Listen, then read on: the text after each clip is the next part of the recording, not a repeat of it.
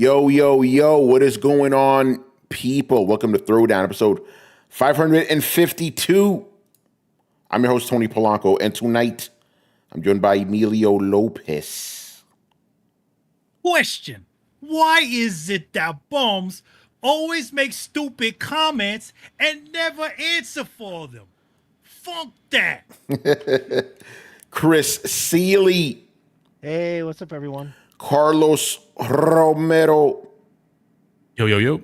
Brett Murdoch, What up, people? Richard Bailey Jr.,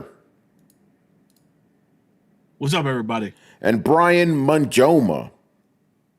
Randy, how does your mouth run more than your game? Oh, man. Yeah, my man's been running his mouth. All right, we're back with another one. Adam is, and we're going to call it this from now on, he's at the TV terminal. Yes, he's at the TV terminal now. So that's what he's up to, reviewing some show or another. Mob Hits is in the house. What's going on? He goes, yo, yo, yo, caballeros. What's going on, man? Got Barry Byrne holding it down. Oh, shit, we're supposed to do the contest today, weren't we? Yeah, we got a contest. We can do that. Yeah, I did let guys know, so we'll let it fill up. So yes, we will be giving away, Metal Gear Solid Delta. What do you call it? Zero Edition. Yes, the S0 edition, which is it comes with the collector's edition diorama. It comes with the Fox patch and a what do they call that? Halo jump patch, a special sticker from Tokyo Game Show of a Fox, and my Solid Zero art book and 4 extra prints. Nice. So it's a fun little package of stuff if you're if you want a version of that game. It is also the physical edition version, so it's the tactical edition. One thing I was thinking about, and we probably should have prepared before this. I think for the by the way, should we call it like the Wheel of Destiny? Maybe not the Wheel of Morality. I don't know, but like. Well, I mean, I thought we had a name for it. Wasn't the Wheel of Morality? Or the carousel of something, I don't know. But the thing I wanted to say was maybe we should have Carlos. Maybe you should spin it because Manny, your like internet is always kind of unreliable. Like, even right now, you're like running at like 2 frames a second. So maybe Carlos, you should spin the wheel. Yeah, if you're cool with that. Yes, Manny. Oh no, I was good. It's fine. I was Yeah. waiting for Carlos. All right. Thank you, Carlos, for that. So we're going to do that giveaway during the halfway point of the show. Illustrated Dio is going on. Actually, you know what, Carlos? Do me a favor. Go into the Discord and just at everyone and let them know we're doing the contest. Because I told them before, but just give them another reminder. Cool. Thank you.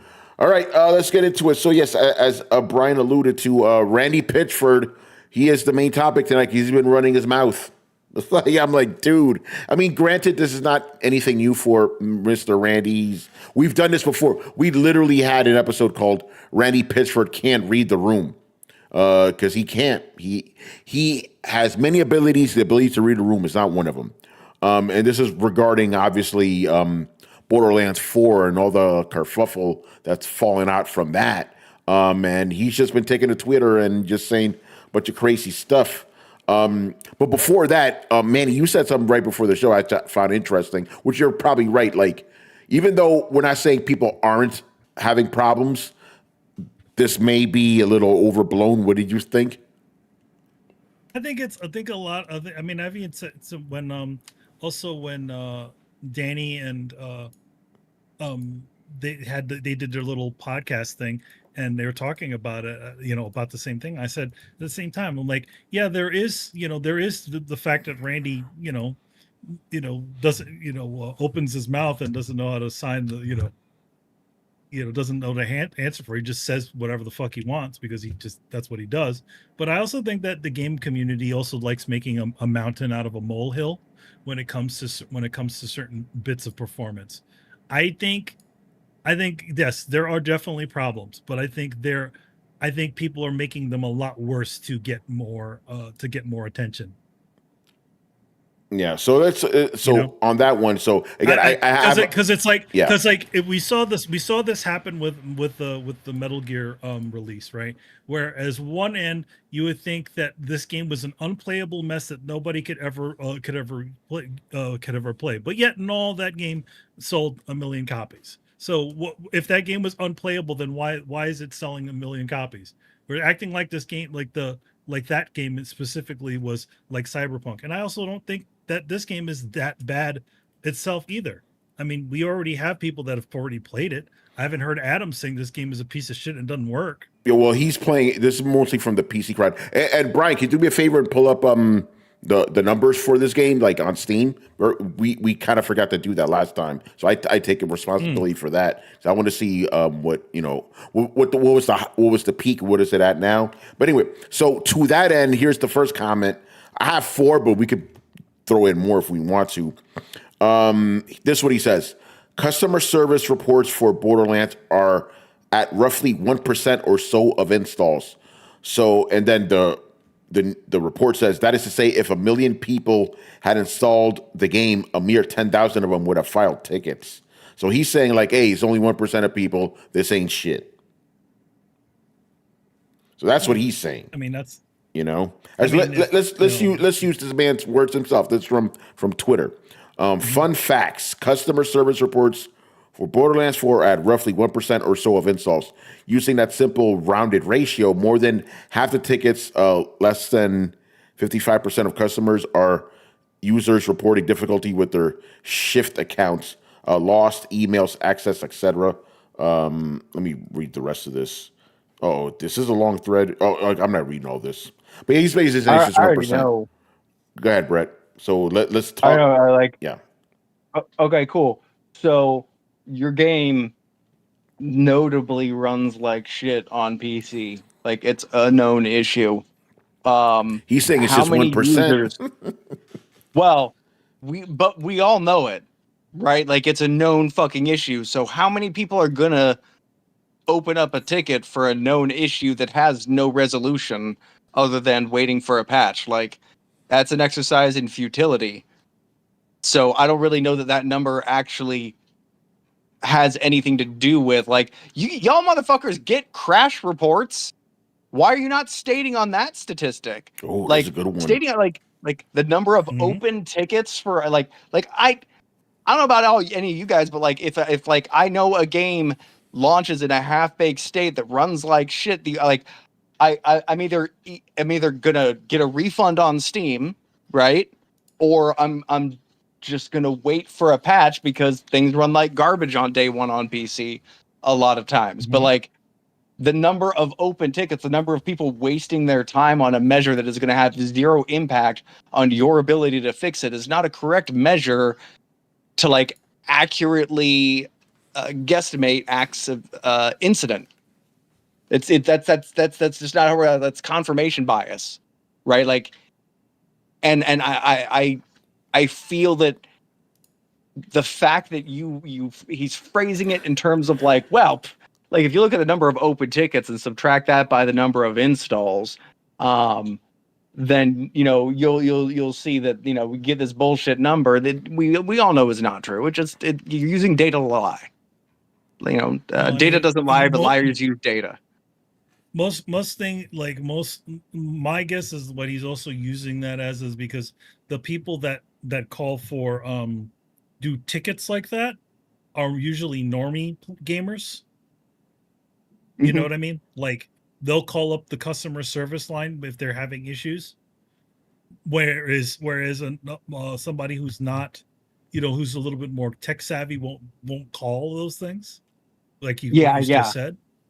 Yeah, because they'll know like, oh, there's not a lot we can do. Like, so I'm sure that some of those are people calling being like, yo, what the fuck? But like, I'm just saying to think everybody who's had an issue has opened up a ticket is so dumb that I have to believe that you can't actually believe something that stupid. So that leads me to believe that you're being disingenuous with the information that you do have, which makes me very dubious of the things you're saying by default. So people just kind of want to start opening. People just should just start opening tickets with them. You know what? That's exactly what people's response should be like. Oh yeah. Yeah. No, if that's how we're judging it, let's just all open our tickets if we're able until it starts running better. Yeah, until Randy has absolutely nothing to say about that. I don't think Randy will never have nothing to say about anything. No, listen, we're talking about the guy that excused that Alien game. Same company, Yeah, no, you're right about that. wasn't it? I believe company, so. Yeah, I believe so. Yeah. So there's that comment. Marines? Yeah. So it was. Yeah. So there's that comment. The next one that he says is that the game is pretty damn optimal. Is it? Yeah. You sure about that? Yeah. So this is what he has to say. Let me read this quote, and then you guys could give your thoughts. Every PC gamer must accept the reality of the relationship between their hardware and what the software they are running is doing. We have made an amazing and fun and huge looter shooter campaign game. The game is pretty damn optimal, which means that the software is doing what we wanted without wasteful cycles on bad processes. With Borderlands 4, every PC gamer has a lot of tools to balance their preferences between FPS, resolution, and rendering features. If you aren't happy with the balance between those things you are experiencing, please tune your preferences using the tools available to you. That's what he said about that. So what do you guys think? Did I hear that So motherfucker say my PC wasn't good enough? Yes. Oh, actually, well, you can't run it. yeah, I'm actually going to toss this quote in. Brett, he said that this is a game. This is a premium game for premium gamers. So yes, get a better PC, which is ironic because even if you have a 5090, from what we're hearing, you're gonna have problems. Yeah, it's still having problems. Yeah. What you're saying doesn't make any sense. Also, he's not doing himself any favors. Like, why the hell is he going out there and making these statements? All you need to do is like have one of your PR people come out and go, "We hear your concerns. We're looking into them. We're handling tickets as fast as possible. This seems to affect a small number or percentage of customers, and we're addressing issues as we get them in." Right? That's all you need to say. You don't need to say anything else. Even if more people are complaining or you're getting downvoted on Steam or whatever, just shut the fuck up and just fix it and put out one statement. Why he's constantly making these statements and they're getting like more insulting each time he tweets. Like the next one was like, oh, it's like trying to run a monster truck with a lawnmower engine, and it's like, so you're saying everybody's PC running a 5090 is comparably a lawnmower? What do you have? Did you go into the future and get like an 8090? What the hell are you running this on? Quantum computer. Yeah, 8090 right? Super. It's just I think it's just bad form. He put out that first statement. What you needed to do is put you pay marketing people and your PR people, put somebody out there, make an official statement that you're handling the issue, and that's it. You just shut up and just get a resolution out there. He feels the need to say something, and that's the big problem here. He could just leave it to whatever. Just like you said, he could just leave it to the PR people to say the things, but Randy is who he is. He has to say some silly bullshit, and he has to answer. He doesn't need to answer. Yeah. Chris, go ahead, Bray. Go ahead. I mean, yeah, I don't disagree with you, Manny. I do, however, feel like he is a gigantic and unrelenting piece of shit. I mean, you are correct in that assessment, because remember where all that BS was going on, where somebody was skimming off of the company and all that sort of stuff. That sort of just went away, but yeah.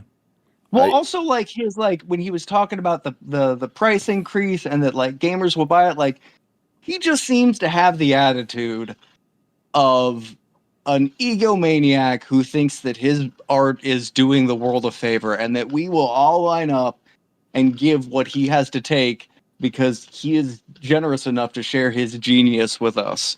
And honestly,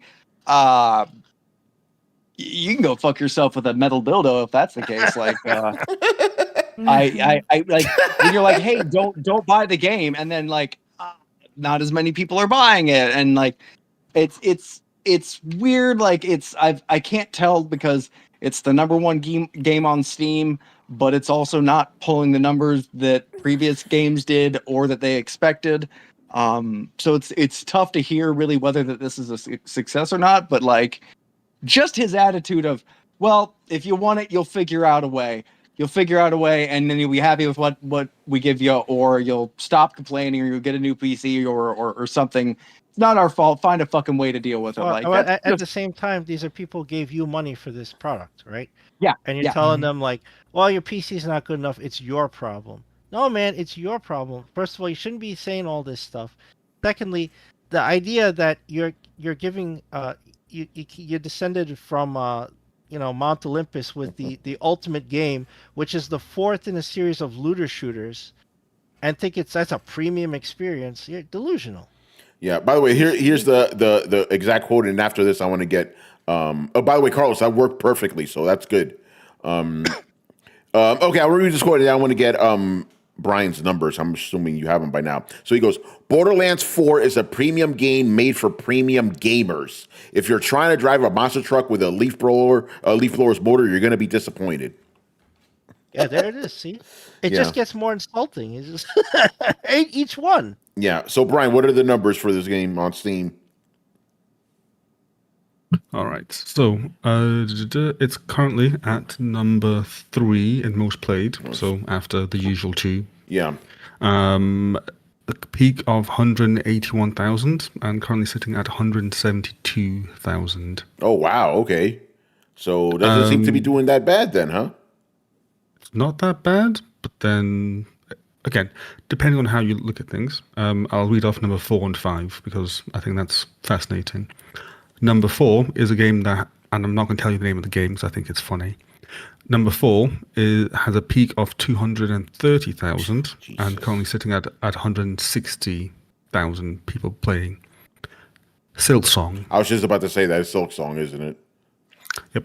And number 5 is PUBG with a peak of 650,000. Wow. And currently 140,000. So the top 5, in terms of the peak today, Borderlands 4 is the lowest. But in terms of current players, at the moment, it's the 3rd highest. So take that as you wish. Yeah.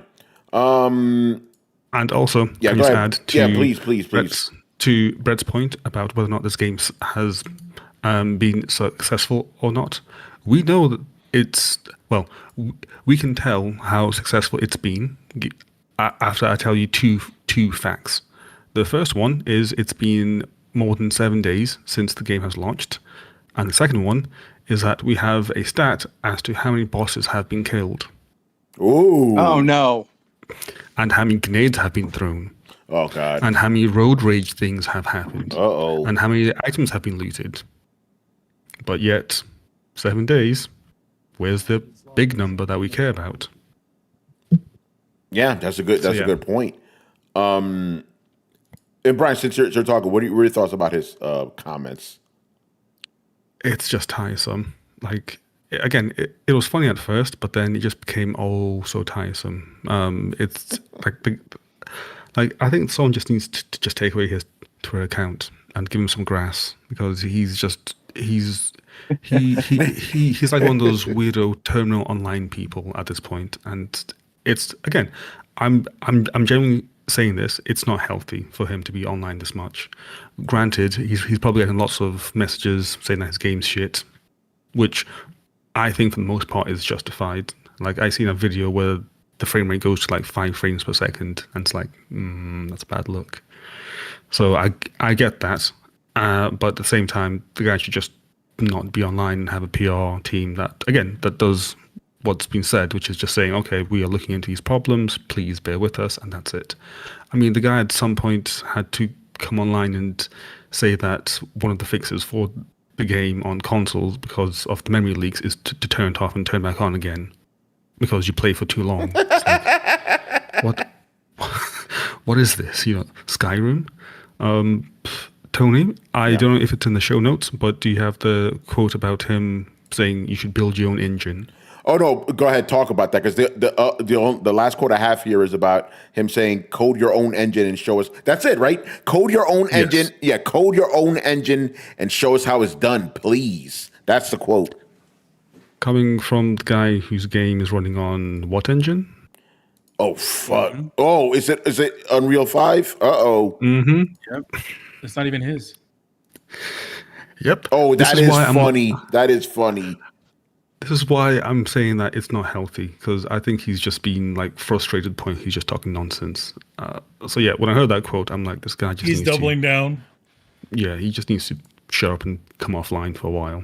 Just take a week off, chill, and that's it. Because again, I've heard that the game is actually good. And again, it's Adam loves from it. what I Adam hear- absolutely loves it.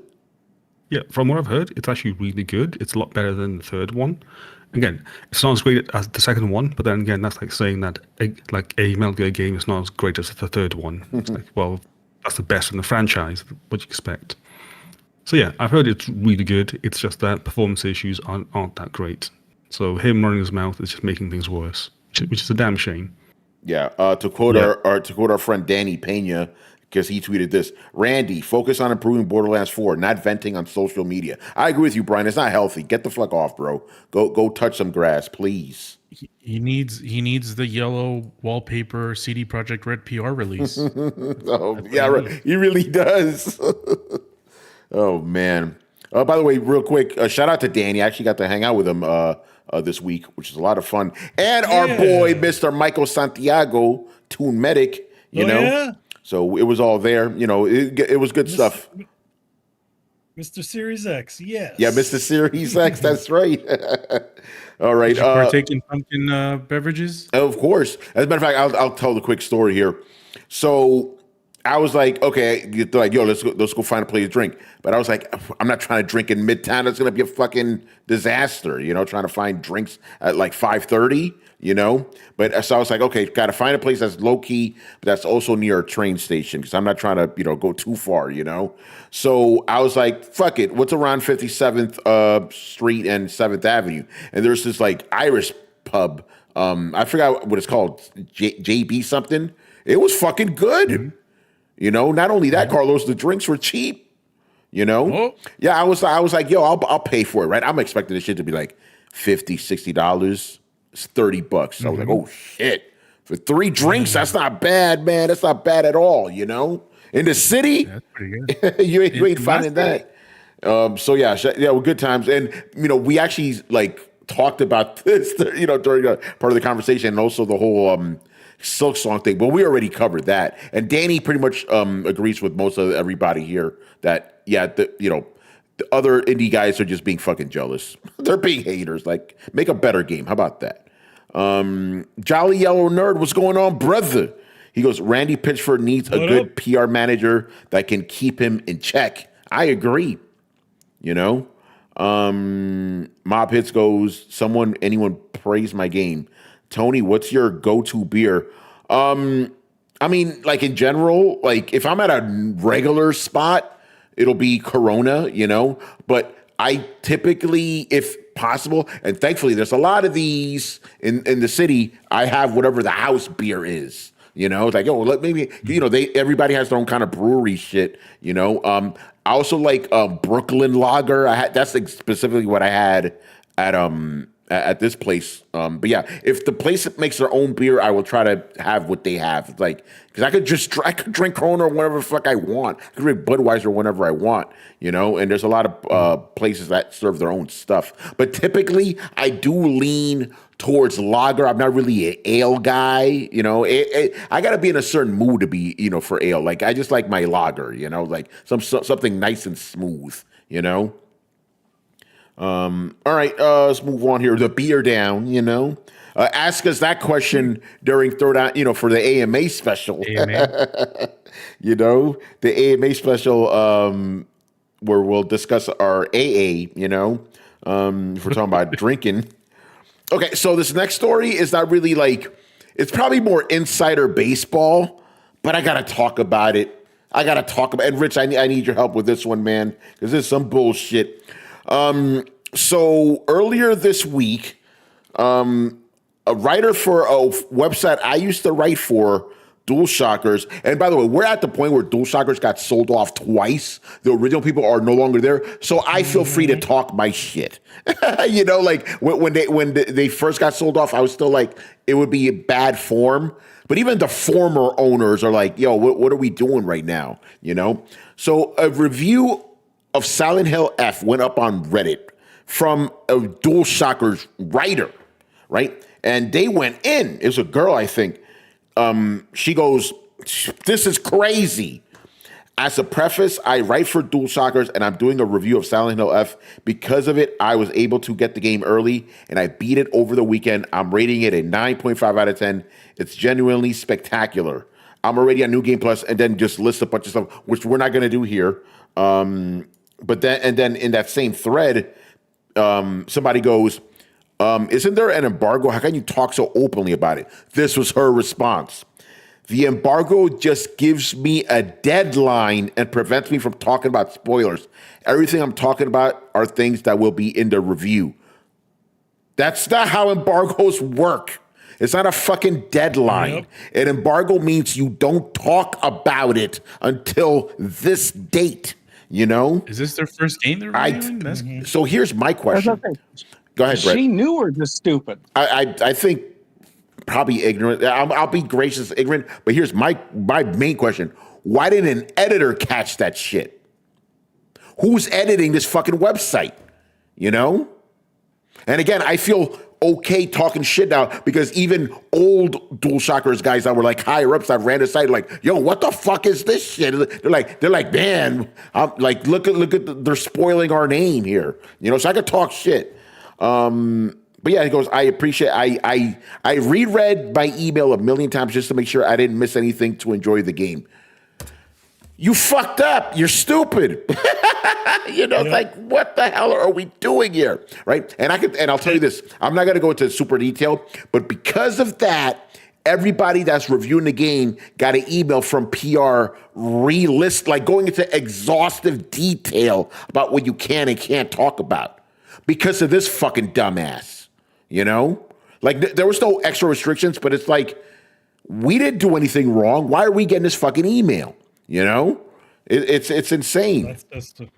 That's the way that they do it because apparently now since somebody fucked up, now they have to reiterate it with everybody. Everybody else was following the rules. There was just this person that didn't.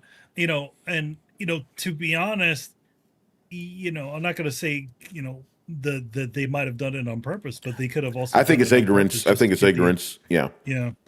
I honestly think this is probably like a 23-year-old writer doesn't know any better. You know.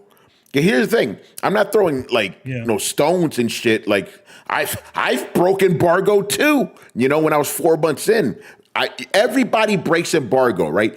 But I realized what the fuck I did and I corrected it immediately. I've never seen such brazenness. Oh, I could go on Reddit and talk about this shit. Wow. And they went in, you know? Was this so this was a Silent Hill Reddit where they're asking for feedback on her thoughts or no, it is in the Silent Hill Reddit. It's like r/Silent Hill. So I guess it's like the Silent Hill. I don't know how Reddit works. So she goes there and just starts posting this shit. Because that's what because remember, Reddit is in some senses is like N4G used to be, where people would post their reviews and stuff like that so they can pimp their stuff. So I'm pretty sure that's the reason why this person is doing it. But yeah, they don't clearly understand the rules of what this job entails. Yeah, Rich, what are your thoughts on this insanity, bro? Okay, so first and foremost, let me address the elephant in the room. I think it's very ironic that this would happen on a game with the word silent in the title. Because this individual spilled all the beans about what they felt about the game. And I will say this, I definitely respect what you said, Tony, about you will have some respect for the person. You will say maybe they were ignorant. I'm going to say they are outright dumbass because I also was someone who received a review code and just like with Metal Gear Solid, when you got that email for a review code, it was very clear. You cannot say anything about this game. You have to agree to this embargo before you receive the code. So if they claim that they read their email, that's cap. They ain't read shit, because it was very clear to say you can't say anything about this until the date. I'll say to go along with this, when I went to the Metal Gear event that happened in New York, they, I know a bunch of the Konami guys, and they let me go to the press room where I could play more of the game than most of the people that were there. And they said to me the same thing. Your deadline is this date. And I even, contacted them again to just make sure that I'm not saying anything that I'm not deadline, embargo, Yeah. Your embargo is this. My embargo was this date. And okay, what things can I say? It's not say. It's all. Usually they express all of this stuff whenever you get your package, or if you don't know, you go to your contact. You say, hey, what things can I say? In fact, I'm going to bring this up. Another a YouTuber, Maximilian Dude, right? Yeah. Recently did a 2-hour playthrough of Silent Hill F. So like all the way up to the first boss. When he got to a certain point, he's like, "Oh shit, wait! I got to make sure that I'm not running out of time, or or this is the boss, or something like that." So he literally paused the fucking stream, and he contacted his contact, and asked them, and they replied, "Okay, no, this is not. You can go a little further. You could do this and that." That's what you do. Mm-hmm. Yeah, exactly. No, he did it right, and and we talked about this. I think I did talk about this with Final Fantasy Tactics. Basically, when I played the demo, they were like they started me in a level that was like later on in the game, and then they said, then we're going to send you back to the first level in the game just to give you like a taste of what you get later and how you start off with, right? But the PR person kind of messed up. I don't know what the hell happened. They let me play that later part in the game, and they never came back. So I just kept playing. Right? But when I did my preview, I didn't talk about any of that stuff, obviously. I just focused purely on the mechanics, But yeah, no, it's wild. For me, like, because I don't read like the reviewer's guide generally. I only care about the embargo date. That's all I give a fuck about. What is the embargo date? Because generally in reviews, when I'm talking about the story, I only talk about like the inciting incident. This is the thing that triggers the story, right? And I never go past the first act. The 80% of my reviews are always gameplay, right? And they never restrict you on that stuff. With stories, they're like, oh, don't talk about this, don't talk about that. I don't go that hard with stories. Like every time, if you ever read my reviews, story section may have 3 paragraphs at most. Gameplay is the shit I really go in on, So that's why I don't bother with the reviewer stuff. But I fucking read over that embargo time a million times, bro. Even before I schedule, I'm like, yo, what is it again? What is it? Like even when I know the answer, Rich, I'm like, well, what is it again? What is it again? I don't want to fuck up. Like I said, I broke embargo that one time. That's all I needed. I never did that shit again. It's crazy. I'd rather my review go up late than fucking break embargo, But yeah, well, Rich, maybe you're right. Maybe this person is a dumbass, Well, yeah. I will say this. I certainly understand that stuff can happen, but in this particular situation, they made it very clear when they sent out the email. We have so and so, but you must agree to this embargo. Mm-hmm. And I see that is a requirement now for a lot of these companies. You need to agree to the embargo before they even send you the code. That's why I say this individual clearly did not read anything, because that was very clear. And I can understand, like what Manny said, with Maximilian streaming, because there's another person I saw that was streaming the early, or they had early access to the game. So clearly there's different things with that entire process. But yeah, with this particular situation, when it is for a review and for Dual Shockers, I think that was pretty ridiculous. The last thing I will add, Tony, is I also saw some OGs from the website talking about this, very disgusted. And I laughed when I saw that, because that was an indicator that yes, somebody definitely messed up. Yeah. Again, big fuck up, big fuck up. And obviously, and here's the thing. I'm personally not like under an embargo for this game. I could technically redo this review, but I'm not going to because it's fucked up. You know, I would not do that. You know, like this goes back even to like Metal Gear Solid 5, right? I didn't get a review code from Konami. I bought the game like 3 days before it actually dropped, right? Even before embargo lifted, right? I could have technically started talking about the game. I was under no embargo. I stuck to the embargo regardless. Respect, you know? That's how you do it. But yeah, it's stupid. I've never seen such a blatant, brazen example of embargo breaking before. Insane. Like this makes our boy Harry and the Hendersons look moral in comparison. You know, Yeah. it's crazy. You know, with him, it's because he's not breaking his embargo. He's breaking someone else's. He's embargo. breaking. Yeah, that's exactly what it is.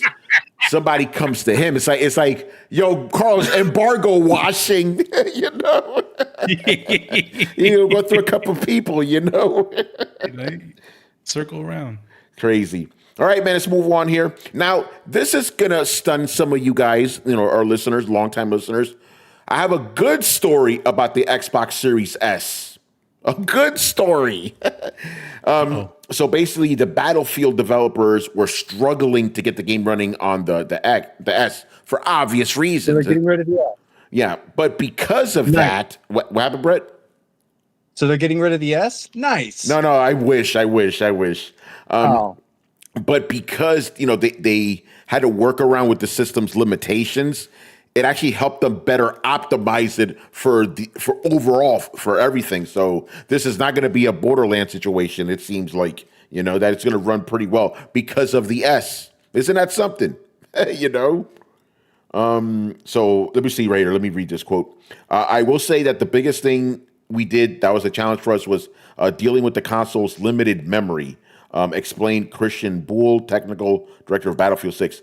Xbox Series S does have less memory than even our mid-spec PC. So there was a point, I want to say like 6 to 12 months ago, where we kind of realized that a lot of our levels were crashing on Xbox Series S. And as a result, the team, this is what the article says. As a result, the team focused on optimizing memory usage in Battlefield 6, and these improvements weren't just felt on Series S. According to Boole, this process made the whole game better and more stable. However, developers also worked on specific optimizations for S2. So this is what else he had to say. We were doing so much testing, we were collecting all this data. Once we kind of started running all our levels through it, and we were able to see where the problems were, after a month or two, we had kind of resolved all our memory issues on Series S. See, there you go. That also goes back to what we were talking about. Like, if you have talented developers, they'll figure this shit out. Not just some jerk you hire off the street. So pretty interesting. So I'm curious to see how the final game will run. I don't think did anybody here play the beta when it was out? I don't think so. Nah. Yeah. No, maybe Adam did, but I don't know. Adam, maybe. Yeah, he's the FPS guy. I think he complained a lot about it. It ain't Call of Duty. It's not the Call of Duty. Doesn't have the rodeo. It ain't in New York. No, Adam has very specific things especially when it comes to military games. He does not want, if it's not supposed to be like a sci-fi type of game, he doesn't want any like crazy goofy shit to be in those games. Yeah, this game doesn't have that though. Just getting out there. Battlefield 6 doesn't have like sci-fi stuff, just to be clear. All right, so moving on here. And by the way, people, for you guys watching us live, after this story, we will be giving away Metal Gear. We're going to ask you a question. I'll keep it simple, and it's not no right answers, just because we're just going to grab stuff at random. All right, so Resident Evil Requiem, as we talked about a couple weeks ago, it is coming to the Nintendo Switch 2. And now a report says that actually this is coming from Digital Foundry. That the game is running at 600p on the Switch 2. Oh man. Wait, I'm sorry. What? 600p. Whoa. Yeah. That's last gen. Yeah, it's beyond last gen. So this is what it says here. I'm reading this from this website. I never heard of this website. Rely on Horror. Okay, that's cool. The experts at Digital Foundry tested the Switch 2 version, and the results were surprising. Not really. I'm not surprised. The game renders at an internal resolution of about 600p, but DLSS technology improves the image, making it stable and easier on the eyes. Capcom effectively uses upscaling to maintain visual quality with limited hardware resources. I mean, you kind of have to when you're working with something like that, you know? 600p, isn't that on par with the PS3? Yeah. Was it six? Oh, did you see the side by side? No, yeah, Somebody Chris, go ahead, took because I know you saw this shit. They took the PS5, not Pro. I saw side by side running on PS5 and the Switch 2. Man, the texture switches and the hair especially. Capcom did a great job with the lighting on the hair and the hair effects. Yo, on the Switch 2, all that shit is turned off. It's like the slider went in the other direction, and it looks like everyone has spaghetti hair. It looks pretty fucking bad, And I was like, oh man. And then you, I can hear you and Carlos on my TV. On my TV? You wouldn't want to play that on your TV. No. So, Chris, are you saying it's got less FX? Less effects. Yo, they turned the DLSS all the way up because that thing looked like trash compared to PS5. Damn. If I saw it by itself, I might not have. You might say, look, it kind of looks PS3-ish. But then when they were doing the comparison, like there was a scene where there's rain, where there's girls outside and it's raining. On the Switch 2, the rain doesn't render. Yeah, they go in the hallway, especially when you see the faces. Like for some reason, on PS3 how some of the characters look older because the textures didn't look good on their face. That's what they look like. But on PS5, they look fine. They look totally different. Yeah, and it's insane. That sounds bad. And then it says in terms of performance, Digital Foundry noted an unstable frame rate. Surprise, surprise. But this is not unusual for the series. Earlier entries also ran without a fixed limit. For the slower pace of survival horror, these drops are not a big problem. Yeah, they kind of can be though, bro. Like it could take you out of the experience. So basically 600p and unstable performance. Yeah, this sounds like a winner. Yeah, especially in a survival horror where you're trying to aim and shoot or solve a puzzle. Yeah, no. Frame rate's unstable. Yeah, I don't know about that. Yeah. We need 60 frames. They probably should have. I mean, here's the thing. At least for the Switch 2, at least have a solid 30. That's what I would say the minimum should be, at least for that silly thing. They should have locked it. Right? I agree. Just lock it at 30. And then you know what? Don't even put that game out on the same time because it obviously needs an optimization pass on it. But how much time will you need until it's even like acceptable? You know what I'm saying? Like I don't think there's only so much you can shine a turd. Each game needs its own bit of love, right? I guarantee, Manny, that Nintendo wanted launch parity with this one. Yeah, I think definitely wanted one. Right? Like what if they were to do what you suggested? We're looking at what, April, May next year. Yeah. Right? So everybody gets you get this game in February, and then maybe Switch 2 people get it in fall or winter. Right after everybody's played it and had the better experience. So they wanted launch parity. This is what you get. This is the best Capcom could do to get parity. Yeah, like extra time. Again, like I'm not saying you're wrong, but like how much can you shine a turd? I mean, the irony is, Tony, what happened? That the irony is there's a tradition in Japan of taking like a ball of mud and shining it to a mirrored finish, and they go for a fairly decent amount of money. So that the irony here is like the Japanese can actually shine a turd to a mirror polish. Only the Japanese. But they cannot seem to shine up a Nintendo game. That's crazy, man. So yeah, if you're getting this game on the Switch 2 game, be buyer beware, and because this game's also supposedly coming to the PS4, I would also urge people to beware of that version as well. You know. Really, PS4, huh? Yeah, I mean it's coming to Switch too, so PS4 also makes sense. So I mean, no, Actually, I did think they they- I legitimately think they say said that- PS4? Yeah, no, I don't. I think the Digital Foundry article says it's not coming to PS4 because PS4 doesn't do ray tracing. okay, good. They're not saying because that was the Okay. report. You know, so good. I'm glad they're not doing that. That's crazy. Hold on, who's throwing money at us right now? Very Bird, shout out to you gifted 5 tier 1 subs to Excuse me? everyone in the chat. Everybody's in blessed tonight. Yeah. Everybody. Okay, that by the way, that is good news because I was worried about. I'm like, what the fuck are they doing with a PS4? Stop it! Stop it right now! You know, Stop it. Get help. yeah, get help. Exactly. Stop it. Get help. I'm making it rain right now, man. All right, so let's do this contest, man. So I'm gonna ask a simple question. Keep it real simple. What is your favorite Metal Gear Solid game, or even Metal Gear game? Period. You know, just write it in the chat, and after everybody's answer, we're gonna gather all your names and we're gonna spin the wheel. You know, and it'll be fun. So you just start typing that in right now. What is your favorite Metal Gear game? And while oh, here we go. See if I can get Manny's. I can't get Manny on there. Well, I'm not doing. No, I'm not doing the wheel. That's Carlos. I know, but I can't see your stream either. You know, Oh, it's all like crazy. All right, so answers are coming in. Very good. And we're also going to have a Metal Gear related story after this.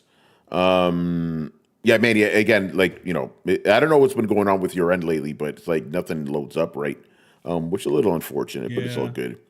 All right, so, are we going to get any answers? Let's go. Barry Burton, obviously you're excluded from this one. Sorry about that, bud. You know. By the way, speaking of Barry Burton, I registered for New York Comic Con for a press badge, so I should hopefully get that unless these guys are crazy. Remember, one year they denied me, which is crazy. And then shout out to Tatiana. Who is this fool? She tagged Reed Pop because she knew somebody there. She started yelling at them, and then the next day they're like, "Oh, here's your press badge." That's crazy. All right, one more time. What is your favorite Metal Gear game? For so you guys have a chance to win this awesome package. Because there's like 12 people all together, or maybe 10 if we exclude Carlos and Mr. Barry Burton. But there may be some people like, "Hey, fuck Metal Gear. I don't give a fuck about Metal Gear. Go talk more shit about Xbox. That's what I want to hear." You know. Unfortunately, we don't have any. Actually, no. There's one story here that could potentially be shitting on Xbox. We got to please our fans. I got a pro badge already, but the press badges went out late. Oh, interesting. Okay. So yeah, I mean, I think I should still have time. They said it'll go out in 21 days. It'll be less time than that. I mean, if anything, you can just go pick it up. No, I'm talking. Yeah, that's true. Carlos, how many names do we have? So we have 4. Yeah, we got Illustrator Dio, Mob Hits, Jolly Yellow Nerd, and Eurocar 9. Oh, that guy? Now he's disqualified too.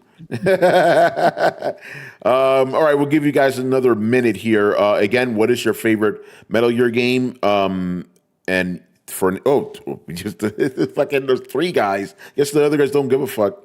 Yeah, if you want to win all that cool Metal Gear stuff, but it gives these guys a chance.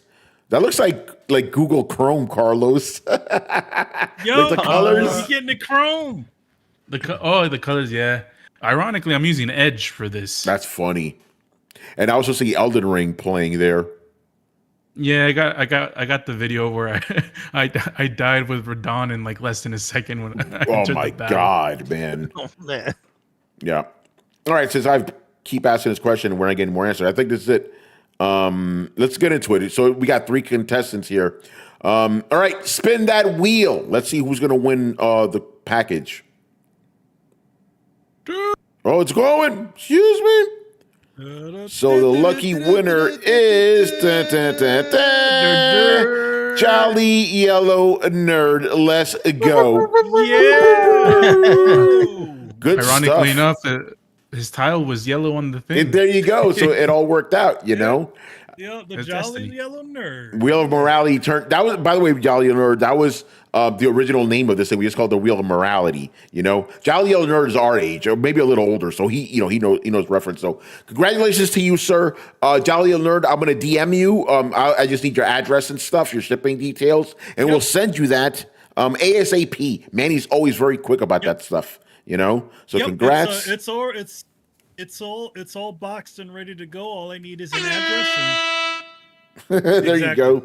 Yeah, so I'll hit you up after the show because obviously I still got to host this thing. Wait, what the hell happened? The runner-up prize. Yeah, you know. What do they call it? The no prize. That's what Marvel used to call it. The Good first stuff. loser. Yeah, thank you guys for participating, man. Always like giving you guys some stuff. You know. Yeah. All right, let's continue with the show. This one, okay. Let me read the headline first before you guys jump in, because this also applies to myself because I'm like, wait, what? So the headline here is 90% of gamers have played a remake or remaster, finds a new report. When every game is a fucking remaster or remake, of course it's gonna be 90%, bro. What kind of dumbass shit is this? That's my initial reaction. Like, is anybody so like, oh my God, why are they playing so many? Well, what else do you have? That's like saying like 90% of people drink water. I would ask, who are the 10% who aren't drinking water? You need that shit to live. I also think that it's not the fact that people are only that it's. I think, well, then again, I haven't read the whole article yet. I could read some of it. I almost feel like it's also probably bringing up the fact that most of these games that are coming out these days are some sort of remake, and we're not getting a lot of new titles. The sought after, when all your sought after titles are all remakes or remasters or sequels. Yeah. So this is what some of the respondents said. Okay. They said that the reason they play these games. Did I lose my place? Here we go. According to MTM, who conducted the survey, many respondents said that they find remakes and remasters, quote, help them reconnect with positive, comforting feelings and memories that they had when they first played the game, end quote. Which is fair enough, right? It says our report shows that there is a strong appeal for remakes and remasters, but it's a tight balancing act for studios to get right. Many of these games are far outselling their original release, which no one talks about that, but it's true. I'm like, oh shit. Like, fucking, okay, Marvel vs. Capcom. I don't think Marvel vs. Capcom 2 sold 1 million copies. May have, but it effectively did now. Okay, here we go. Commercially, across games and other media, nostalgia is a trend set to continue well in 2026 and beyond, but gamers understand that remakes and remasters can come at the cost of creativity, potentially missing out on a fresh narrative experience. But if you don't have fresh narrative experiences, then you go back to play old shit. That's the thing, Manny, you were talking about. The report doesn't say that. It doesn't say the reason they're flocking to these games is because that's all we're fucking getting, Actually, they do at least say this. In 2025 alone, we've seen several remakes and remasters, including Tomb Raider 4 through 6 remastered, The Elder Scrolls 4 Oblivion remastered, Metal Gear Solid Delta, Tony Hawk's Pro Skater, and House of the Dead. And coming up, we got Croc Legends of the Gobos, Gothic, Prince of Persia, Sands of Time, and Splinter Cell. Are we getting a Splinter Cell remaster? Since when? Wait, what? When? I think maybe they're confusing it for that TV series, So they say it without explicitly saying it. The reason 90% of gamers have played remasters in the last 12 months is because that's like 90% of games, So I agree why they're playing them. I understand why they're playing them with nostalgia and all that. I get it. But if that's all you're getting, it's I don't know. I just find it kind of stupid. What about you guys? Same. Yeah, silly. But interesting. Silliness. Yeah. All right, move on here. And yet another example that the console war is well and dead. Microsoft Flight Simulator reportedly, not official yet, coming to PlayStation. Is anyone surprised by that? Not at all. Not No. at all. Yeah. I will say this though. I will say this, even though this is just a report. I've talked to someone on the inside, and this. Let's just say this is probably going to happen. I'll leave it at that. Oh. You know, but who's surprised? This is like literally this is literally a Michael Pachter fucking prediction. You know. No, it's all coming down. It's all coming down the line. Gears of War, which unfortunately didn't do that well. Yeah, it didn't do that well. Yeah. Later, I also feel like because those significant adjustments and fixes have been really done to that Gears of War game, that it probably didn't strike people's interest. But that's just my theory on that. But yeah, with something like Microsoft Flight Simulator, where it supposedly takes advantage of all these different sort of graphical techniques, it'll look real pretty on a PlayStation. So I can see why they put it on there. Yeah. So the report says that it's going to be dropping in November, and this part is speculation on the report's part, because there's a rumor that there's going to be a state of play. By the way, is it a rumor or has it been real now? I haven't been keeping up.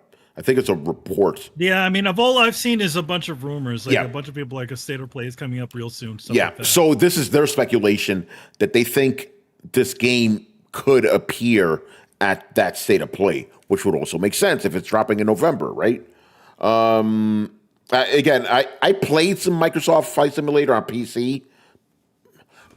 What do you think Tony thinks of this game? Like, you never liked simulator games. Yeah, it's boring. It's boring. So that's my thoughts too. Yeah, beautiful graphics. I mean, don't get me wrong, very beautiful looking game. But for me personally, it's boring. I do know somebody who's very much into this game. Like they like the whole rigmarole of figuring out what pedals do what, doing, because you can go really in on this game. Yeah. Like if you can have all your pedals and your little things, you can make it like you're really flying. So I definitely think it's for a certain type of, player. Yeah. And also you could also do the other thing about that game is that, you could do an actual flight across the United States in real time. Yeah. Like, the full make sure you got enough fuel or whatever. Yeah, you make sure you got enough fuel. You got to do all these different things. Also, that they have the kind of truncated version of things where they skip. You get to a certain point and it skips you at least a few hours. Yeah. So yeah, I understand. If you're into aviation, it makes perfect sense. If you're into this game, because it's really detailed. But I saw a couple of years ago when the second one came out, a lot of people were hyping it. And I saw some folks that were hyping it because they were on that side of the team. They didn't seem that really excited when they were playing it. That must have been. I didn't see that, but I could imagine that. It's like, wait a minute, you were hyping it. Why aren't you all hyped now? Yeah. But it's for what it is, it's great. Yeah. No. Yeah. I know. Yeah. For that, for sure. It'll be interesting if this game outsells Gears of War. Oh damn! It'll be interesting. Oh if it does, that shit, the shock of the century. Yeah. I have this fun picture that I took of my copy of Gears of War sitting next to the Xbox 360, and I'm like, why doesn't it work? Why doesn't this game work on this? That's funny, man. I saw the commercials. Yeah. All right. Next story. So Rockstar showing a lot of humility here. Right? Says that GTA 6 will be the largest game launch in history. Oh man. I think it's going to be huge. Definitely. But the reason I kind of wanted to bring up the story is, kind of referring back to a story you did last week. What if GTA 6 bombs and it crashes the game industry? We're not ready for this. I don't know, man. See, some of anyway. Okay, I'm pretty sure most of us here are gonna get GTA 6, but I don't feel a lot of excitement for it. I know I'm not as excited, for reasons we've talked about on the podcast before. Dan Houser's gone. They've already stated, Chris, they're like, we don't want to punch down, Yeah, I feel the same way. Yeah. I mean, I'm The not getting soul it of the right company's away. gone. Yeah. And what was the other thing? Like, yeah, it's like basically we fear. I don't think it's going to be as extreme, but we fear a Saints Row situation. At least based on the trailers, it still seems like it's going to be GTA. Lots of crazy crime, hot chicks. Like, okay, this seems like GTA. Like, again, just make sure everybody gets it. And offend everybody on both sides. That's what I want. And Laszlo's not even in the game, I heard, which is very troubling. Like, how do you not have Laszlo in a GTA game? I don't know if that's been confirmed, but that's what I've heard. Like, I don't know about that. Oh no, they didn't renew his contract. No, He was upset about it. That's So it was not him not wanting to do it. It was them. They didn't ask him to do it. That's fucked up. Laszlo, man. Yeah, man. Yeah, I don't find. I don't think it's a good sign. There's a lot of red flags jumping out, and it's been long enough that a lot of people are in different places in their career. So like this is, it's been so long, and we don't know if the people are even the same people anymore.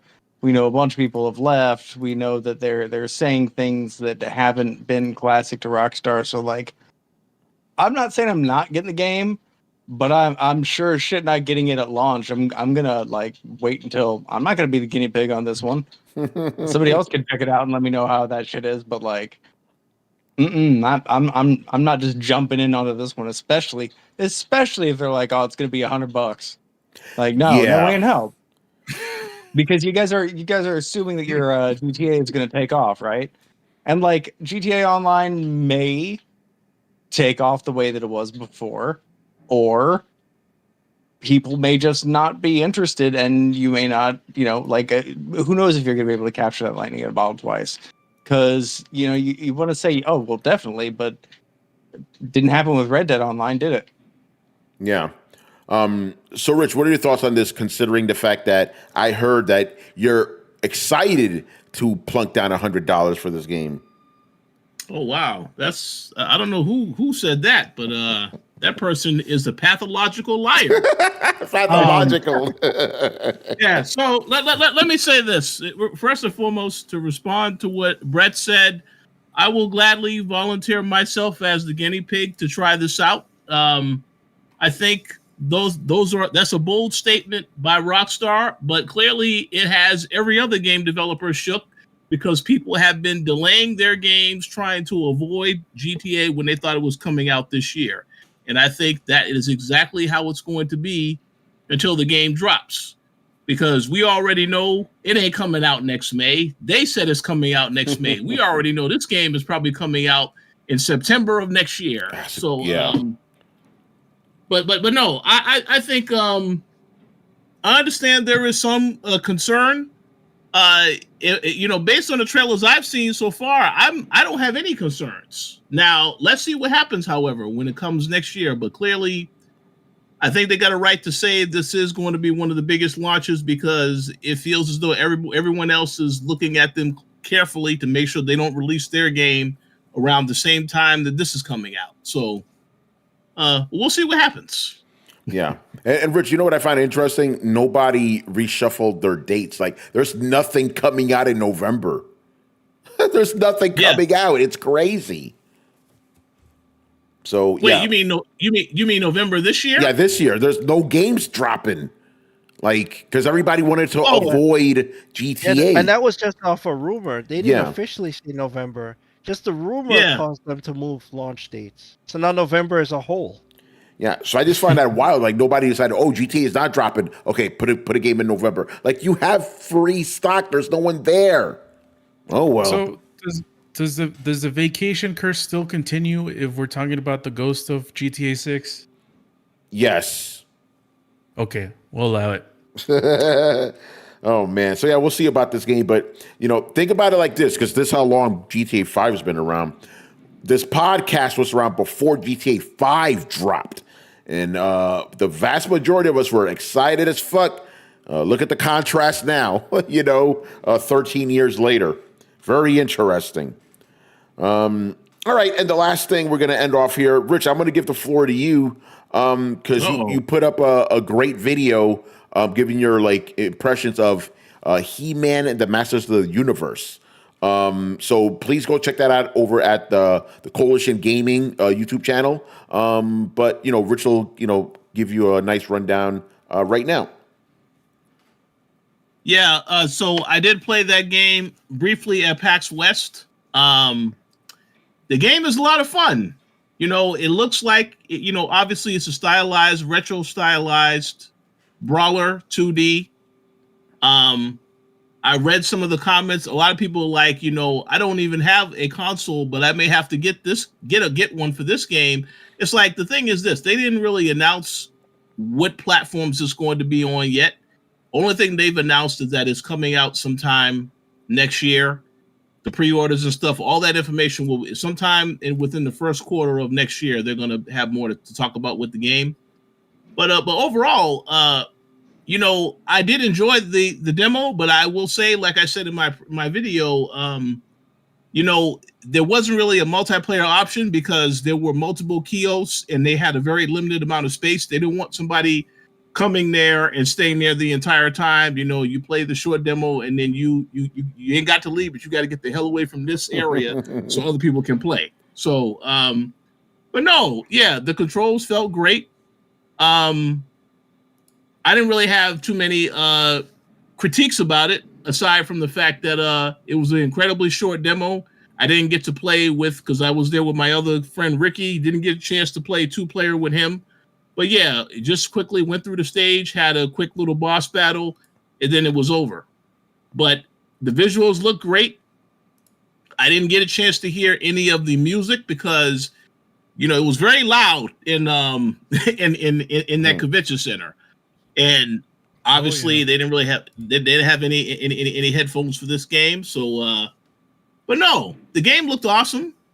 I just want them to provide more details about a date. And as I mentioned in the video, the developer of this game is the same developer that's working on that Terminator game that's coming out next month. Nice. So that's something to look forward to because I'm definitely looking forward to that. We're going to have to talk about that in the future for sure. But the He-Man game, it looks like it's coming along very nicely. Yeah, how did it feel? Like everything was tight and everything? Like how did it feel? Oh yeah, the controls are tight. I will say the enemies, I just felt like I was just plowing through enemies, and I obviously the difficulty needs to be turned up a bit because unless it's meant to be like that. But no, the controls felt great. It felt like I just want to spend more time with this game. Look forward to them providing more details. Obviously, Tila and He-Man were the only characters that were playable. So Man at Arms was not there was a video of him, but he was not playable. A whole bunch of other characters weren't playable. So I definitely need to see more of that. But overall, I had a great time. It was awesome. That's what's up.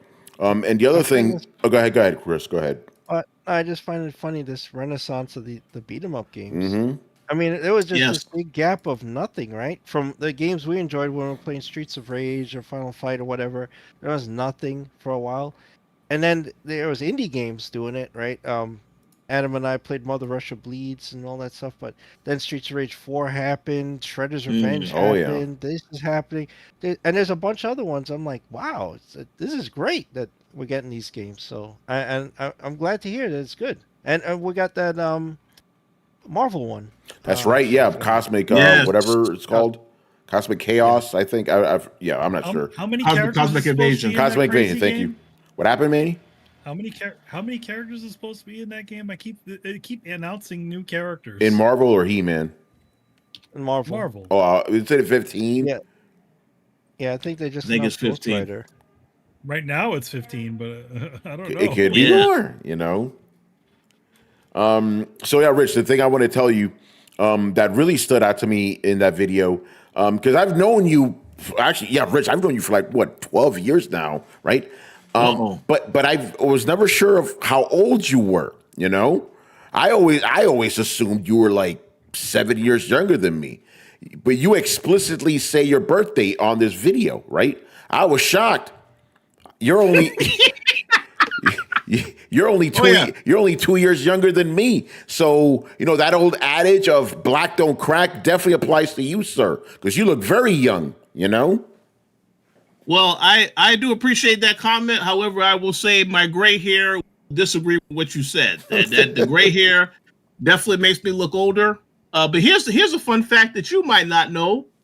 Gary is actually 2 years younger than me. So you see, and I was surprised to hear that as well. So yeah, because Gary looks very young. You know, I thought he was like 10 years younger than me. So he's only like 4 years. That's crazy.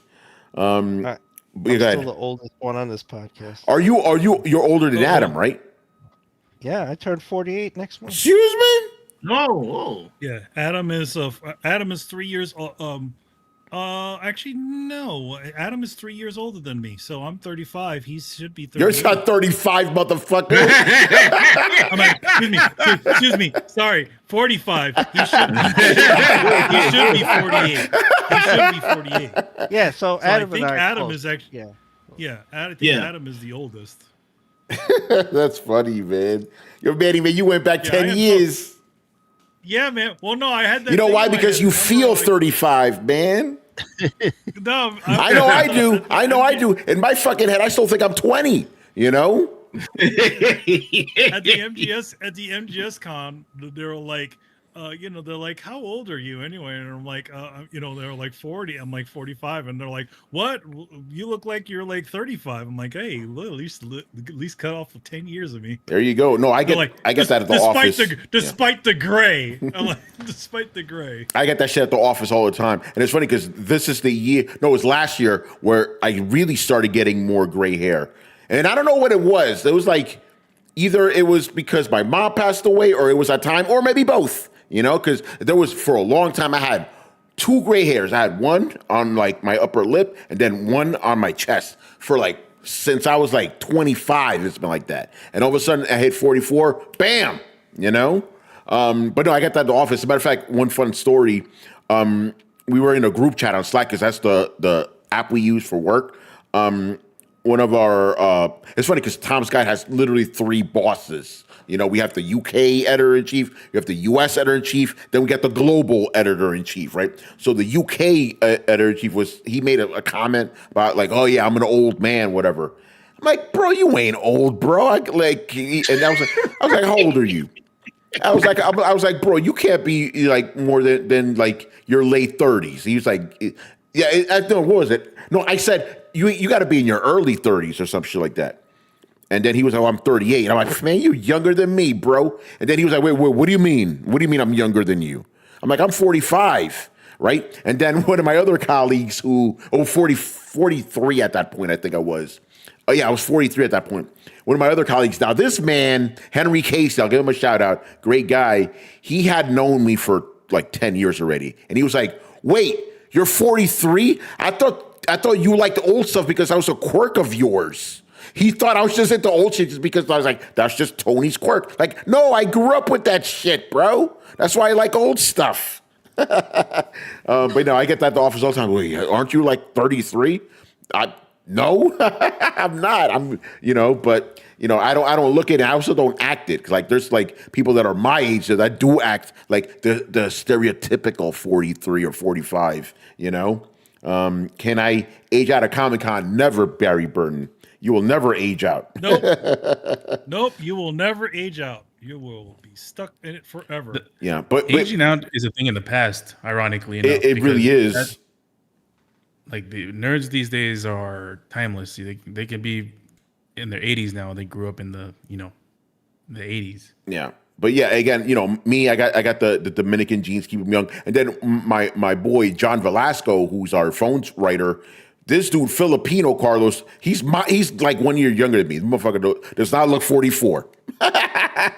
My man does not look 44. He looks like he's 32, It's crazy. Asians It's for raisins, that man. it's that Spain blood, you know. Like you, Carlos, you're probably gonna look the way you look now 20 years from now, bro. I guarantee you. You know. We'll see. You know, maybe you have a little bit of gray and shit, but like, you know, still have that baby face and shit.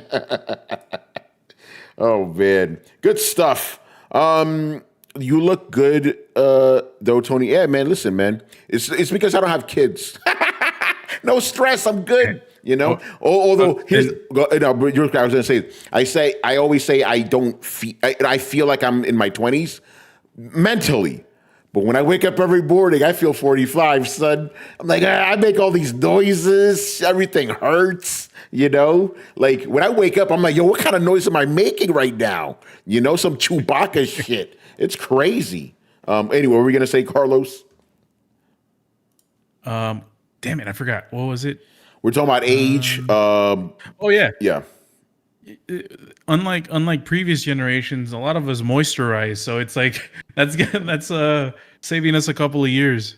I guess so. It's funny, man. I remember somebody like they showed this is actual footage. Like here's footage from a high school in the 1980s. Those motherfuckers looked like they were in their 30s.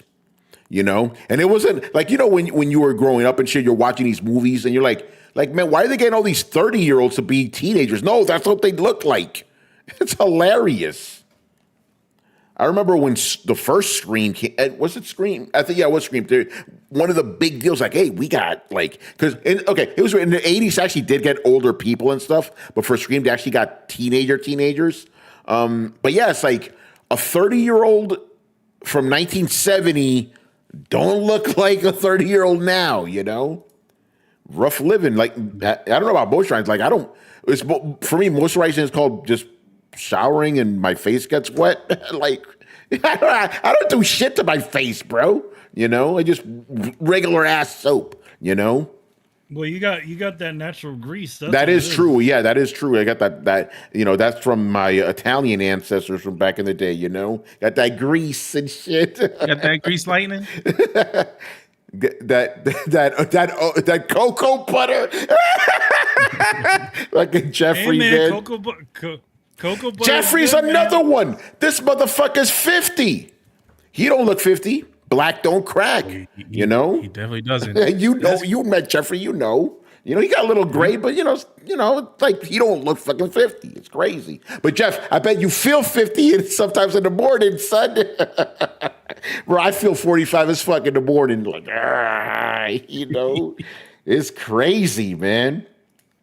All right, man, let's start wrapping it up here. Let us plug some stuff. Rich, what's coming up on the coalition this weekend, sir? Yeah, so we're in the busy season now with game reviews. Damn, my man's 52. Hold on, Rich. I'm sorry. My man's 52 years old, bruh. Respect. Whoa. That's Jeffrey? Yeah, Jeffrey. Yeah, man. You know Jeffrey. Shit. Wow. And I believe Torrance is 55 because he's 10 years older than me. Fuck. You know? Anyway, I'm sorry to cut you off. I just thought, what? What? So yeah, what's coming up on the coalition this weekend? Oh no, I was just gonna say, yeah, we got a whole bunch of reviews and previews that I have been working on. So stay tuned for that. Myself and Adam, because Adam is working on something also.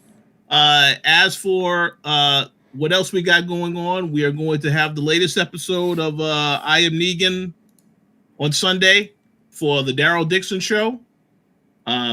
Myself, Adam Vale, and Carlos Romero. So stay tuned for that. And there's a couple other things that are happening behind the scenes. So I can't really say too much, but I will just say stay tuned to the website as well as the Coalition Gaming. There's a lot of other things coming up soon. Yeah. Manny, what you got? Well, I got the let's see, Power Rangers number 9, fully illustrated by myself. Power Rangers Prime number 9, that's out on the streets right now.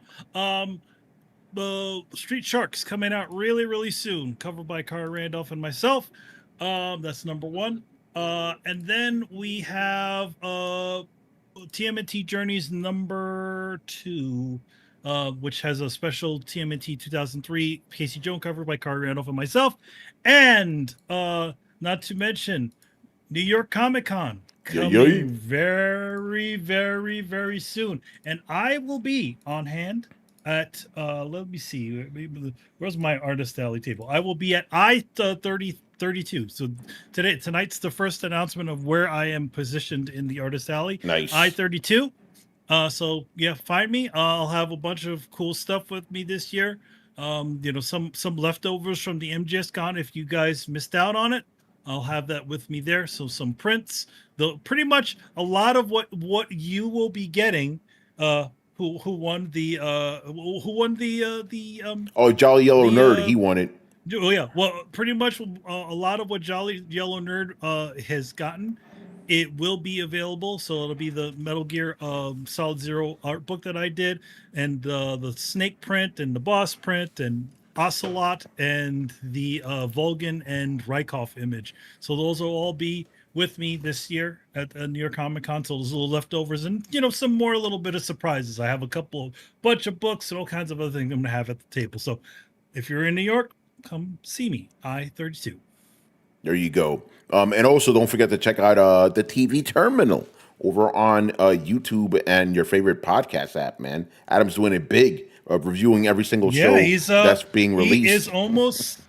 He is almost at 1,000 subscribers. Nice. Now, so he's getting close.